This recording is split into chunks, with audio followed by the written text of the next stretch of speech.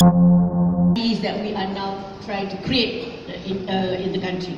And of course, when you talk about human skills and the competence, this is what the young need today. We don't want them to be irrelevant. Even with the degrees, they find we can't get a job. Yeah, when the universities and the learning are teaching something that the private sector doesn't want. Why should we take these people? I have one little toe in the private sector. Why should we take into the companies people who can contribute and add value? I don't care if you have a first-class degree. You're a first-class idiot, what's the point?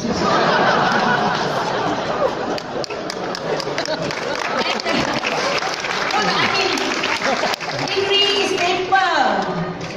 Much of skills come here, right? From here and here. Not here. Okay?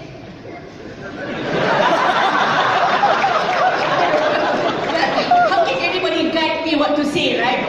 But these are the things I want to say. And then, of course, we talk about investing in education. Thank you very much. But make sure you qualify the word. People love to invest in education. It's like building super duper schools. The best of tiles to be used, the best of bricks, the best of Minangkabau shaped roofs, whatever lah. That's where the contract cost goes. The system is not looked at. The same blankety blanks are teaching, the same blankety blanks are being taught. I don't want to use the word that you might say, she's so tough or rough. So, investment is not in the mortar and brick. It is in the kind of teaching, system of teaching that is most effective and the content of the subject matter that is relevant. Please don't teach things that these young people find irrelevant in daily life and in the marketplace. I'm sorry, please review it. Now I'm glad that there is a committee being set up by Mazli, but some of the people who I feel are competent to it are not there. Please look out for more. I mean, come on. I don't want to be in anything. I'm just saying that you have to be. These are practitioners in the education industry who are exasperated because the curriculum are shackling them. They can't go beyond this and that. Whereas in our time, my goodness, the curriculum was such that we're able even to learn French in school.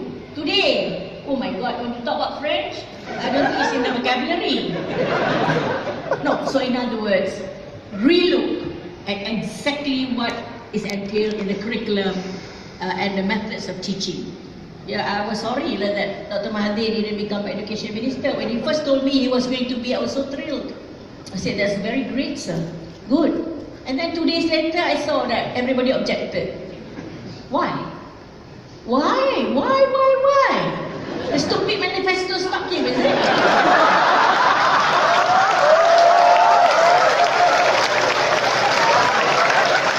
He was sharing with me. This is where you shackle yourself. You get the best brains to do it and then you shackle him. He was sharing with me, my idea is this. I was so excited. I said, thank good, sir. Very good. I mean, that's the way we should go. I was so thrilled and I went back and told my kids, my God, this man at 93 had such ideas. 2 days later, I saw this controversy. Why? Oh gosh. And that's what I said, don't let the manifesto shackle moving forward. You may end up in one term of government,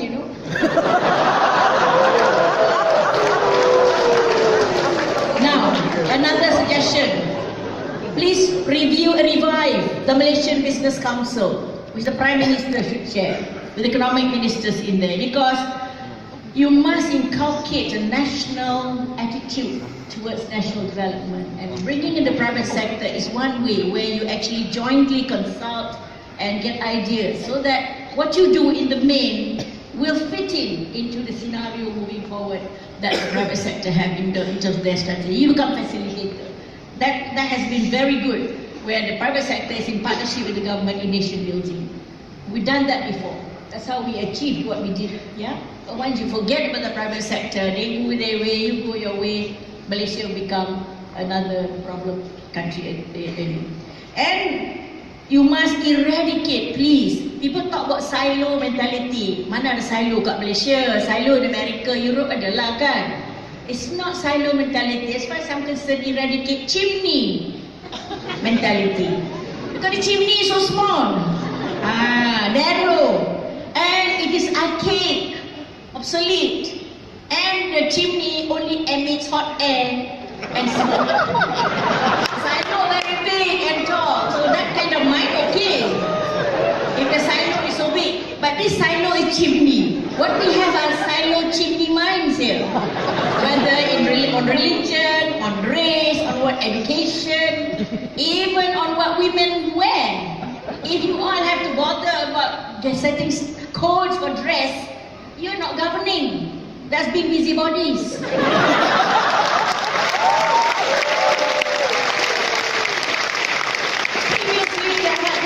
Previously, you remember the gymnast, Farah, excellent, we all watch her, but some men, gatal mata, itchy eyes, and itchy everything else. Commented on her outfit. Here we are, enthralled by her super performance, international standard. These blankety blanks were looking at her outfit, haram outfit. Who on earth watches gymnast outfit? When Michael Phelps swam and broke all the school records, no woman was looking at a swimming trunk.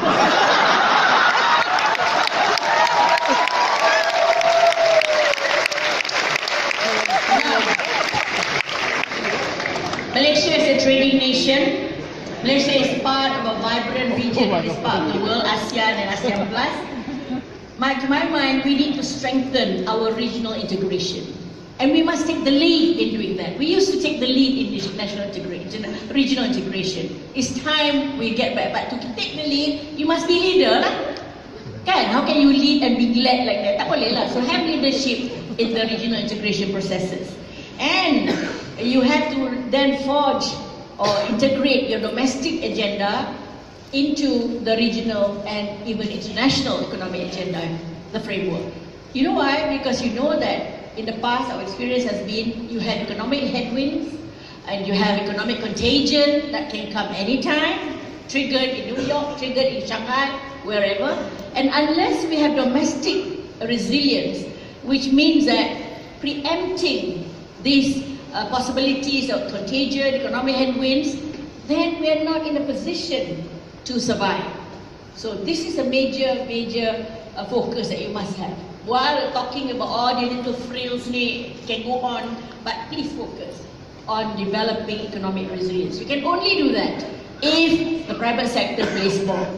If the private sector comes on board, because economic resilience is not about the government patting its back and saying we have the best thing, the best that a la Trump.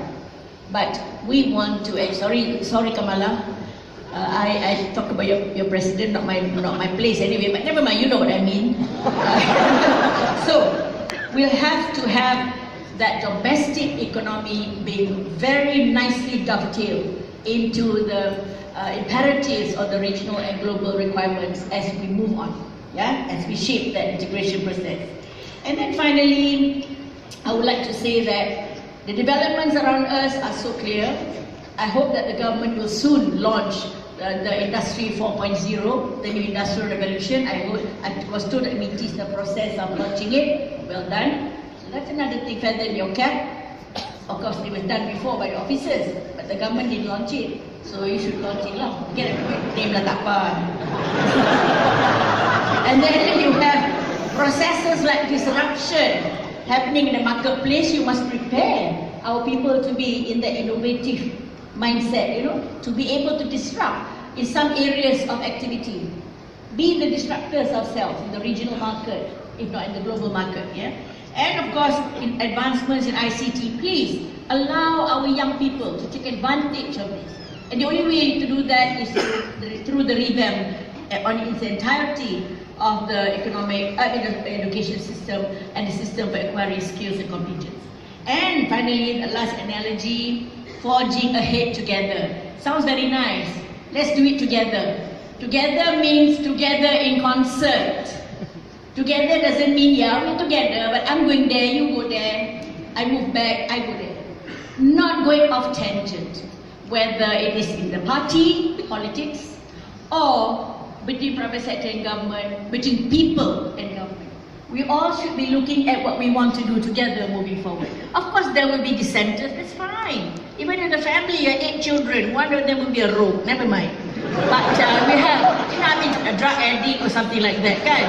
So many, because the father too busy, so he doesn't take care of the kids, only the mother. So normally, if the father figure not there, the child might be a drug addict in school, fail exams. And anyway, when we talk about forging together, this is the time to get that Malaysia incorporated spirit being forged, that all of us are in Malaysia Inc. Of course, it is really manifested by partnership between government and the business. So please don't stop. Don't ever do this. Looking down at it because you're not from this kind of race. How do you know? I don't know whether I had Chinese ancestry or Indian. I don't know. My grandfather was very dark. my mother very fair. So I'm like a dark profile, so I had the benefit of both. My father was very dark. My grandfather's name was Kobu. Mana ada Malay name Kobu, more like Indian name tau. So, does it matter that Rafidah had Indian grandfather? Does it matter? Of course not. I am what I am, a Malaysian. And if you want to talk about yourself a Malay, where's your country? A Malay has no country. If they ask you fill in, kebangsaan awak apa, nationality awak apa, you put the Malay. Mana boleh? Malaysia, betul tidak?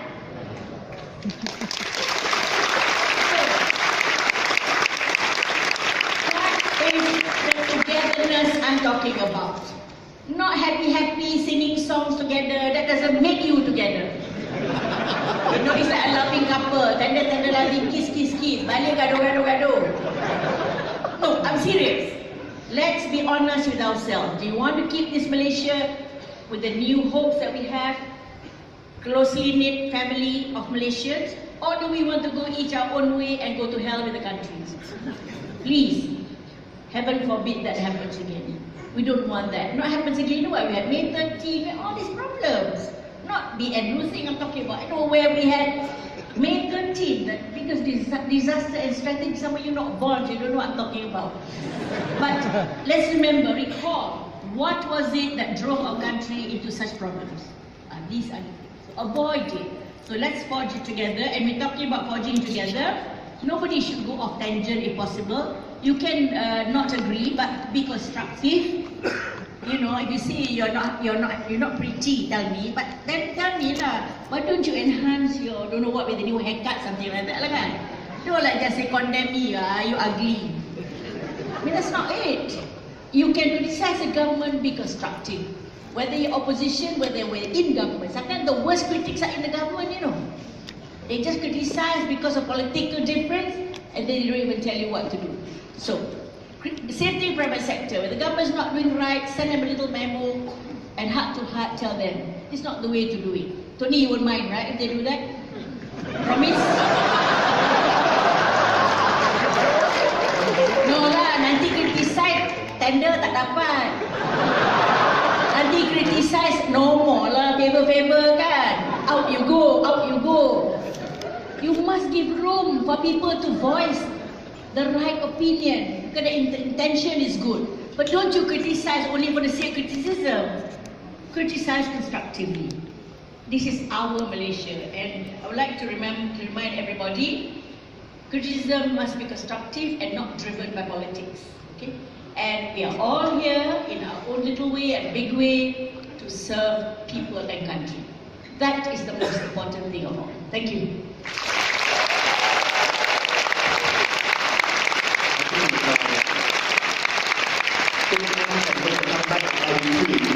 There's no reason why we cannot expect Tan Sri Rafidah Aziz to come back at 80.